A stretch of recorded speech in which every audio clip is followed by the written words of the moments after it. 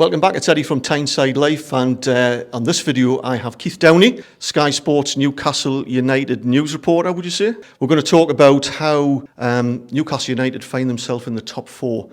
Can they maintain that, and how are they going to go about it? So what has Eddie Howe done, in your opinion, that's got Newcastle United where we are now on merit? Well, listen, he's galvanised the city. He has got the players playing to his tune. He's got them all singing off the same hymn sheet. He's got them basically doing exactly what he wanted since he joined. He's got the supporters on board. I mean, the atmosphere at the games just now is unbelievable. The city as a whole is buzzing. You only need to just take a step outside this place to see what it's like. Fans in Newcastle kits everywhere. People with smiles on their faces again, enjoying life. And you know, I've only been working in this area for 9 years. It seems like longer than that, but you know, I saw the atmosphere after the game against Chelsea at the weekend, and it feels very much to me like this is what it would have been like in the Keegan years. I never experienced that myself, but that is what it feels like when you step out into the city. It's lovely to be part of. And much of that is down to Eddie Howe and what he's done. Yes, he's made changes to the team. He's spent some money. He's brought some big players in. But I think what he's done with the existing players he's got there, the ones that were already on his books, that were probably a lot of people thought surplus to requirements. These guys, the likes of Almiron, Joe Linton, Fabian Schär, Sean Longstaff, you can list them. I think what he's done with these players is the biggest thing in this whole situation at Newcastle. Yes, the club has been taken over, but they've got a man in charge in Eddie Howe who is getting the absolute best of every player at his disposal. That is then rubbing off on the supporters, and we're seeing this magical situation where Newcastle are climbing up the Premier League, and I think at this moment in time, sitting third above anyone's wildest dreams at this stage of the season. The question is, can they keep that going? And that's something we're going to find out later on as the season progresses. That's right, and it's not just a reflection on his excellent coaching abilities, which are well publicised now, but to have the knack of having players who are invested in Eddie Howe and they want to play for him. Yeah. I mean, that takes some man management skills as well. Well, I think what the first thing he did is he sat them all down. He asked them about them. He asked them about what their interests are. He asked them about their families. He asked their wife's names. He asked their kids' names. He told them his life story, and I think it was quite emotional from what I've heard. So he opened himself up, exposed himself to all the players, and in turn, the players have given him everything in return. So it's sensational man management what he's done, and I think that has been reflected in the performances that we're seeing from the players that I've alluded to already. Yes, the recruitment has been good, the likes of Bruno, Botman, Nick Pope, you can go through them all. They've all played a very big part, but I think those who were there already and what he's got out from them, this was a group of players who were struggling. This is a group of players who many of them probably wanted to move on, and a lot of them were probably looking towards the end of their career. Now they're rejuvenated, and much of that is thanks to Eddie Howe's man management and what he has done behind the scenes.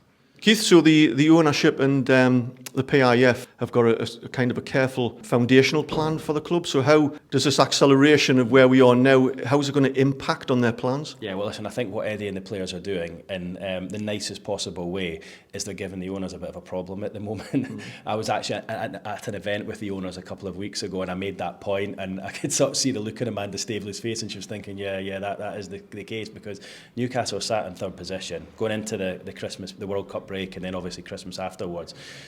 You've got to look at the January transfer window now, and will they decide to invest heavily again, because they could push the boat out a little bit more like they did in the summer when they brought in Alex Isak for a club record fee. They could do that again to try and ensure they get into Europe or maybe even Champions League now, because there's no doubt the best time to qualify for the Champions League is when you're not currently in Europe, because you don't have European games as a distraction during the week. And you see, likes of Liverpool, Man City, sometimes they've got some strange results at the weekend. Liverpool more than anyone, and a lot of that is down to the fact that the players are getting asked to play Wednesday, Saturday or Thursday, Sunday, and it takes a lot out of them, both mentally and physically. Newcastle don't have that right now. The players are fresh, going into weekend games, and I think you can see that is why they're bursting a gut come the weekend. They're running more, they're running harder, they're chasing back, they're pressing more than most other teams in the Premier League. I think more than any team in the Premier League, and I think that's because they don't have any of that midweek issue, don't have games in the midweek to worry about and distract them. So this would actually be a good opportunity for Newcastle if they were to go for it now. I'm not sure they will. I think they will want to not upset the apple cart too much. I mean, that squad is playing very well.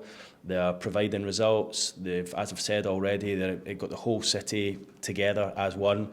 I think they will think if they bring in a lot of players, say they bring in a clutch of new players, that might cause a few problems behind the scenes, because then you've got players out of the team, and does that create a bit of unhappiness? I don't think they can be doing any better than what they are at the moment. So I'm sure we'll get on to talk about transfers, but I see them tweaking it in January, but I don't see a huge change. But if the owners, if PIF decided, hang on, we can do this now if we give them more players, there is the opportunity and the chance to do that. So I don't see there being a huge change in January, but if they wanted to, they could, and it's going to be really intriguing to see what happens given what's happened in this first part of the season, because I don't think anyone even at the football club expected Newcastle to be in the heady heights of third position. I think they would have been happy if they were sitting 7th or 8th at the moment. So I think it's maybe just giving everyone a chance to think about things a little bit differently, because it will have changed plans, but they've got to be happy with the way things have gone so far. And you would rather be up there in third position with this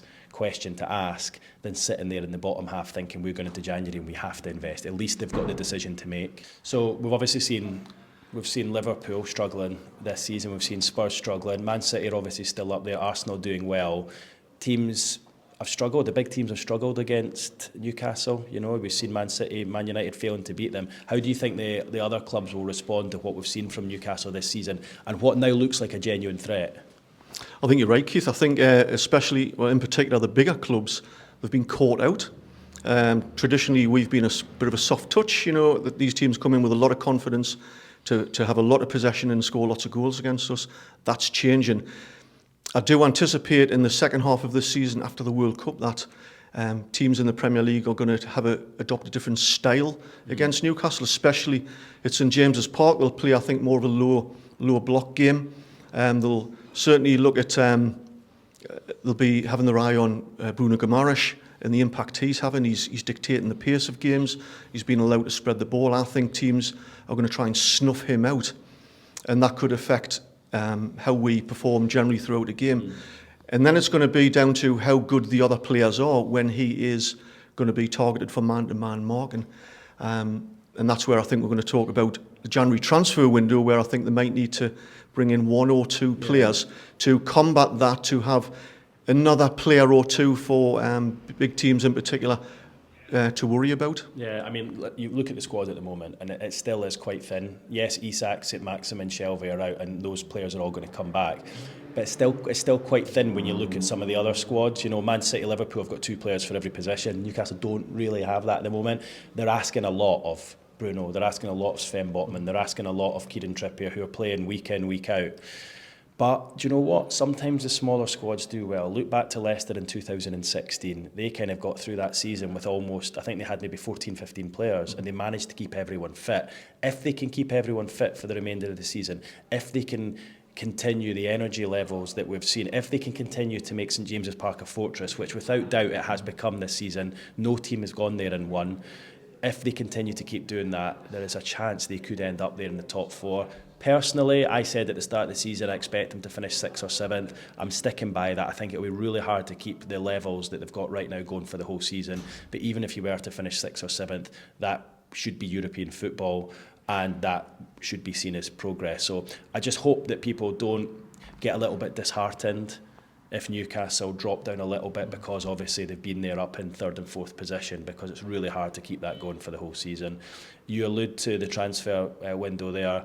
As I've touched on already, I do think they will make an addition. I don't know exactly how many. If you're to ask me to sort of have a guess right now, I can see them bringing in 1 player.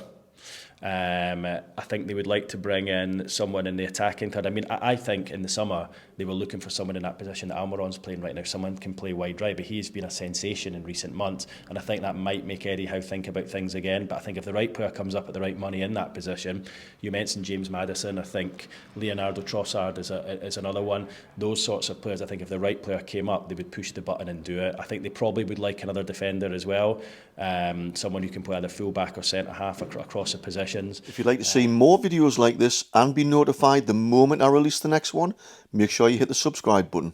You touched on James Maddison there. I think he's probably an ideal candidate. We did put an offer in the summer. I think it was in the region of 45 million. The landscape of Newcastle United looked a little bit different then. It certainly did for Leicester. He's English. We're in the top four.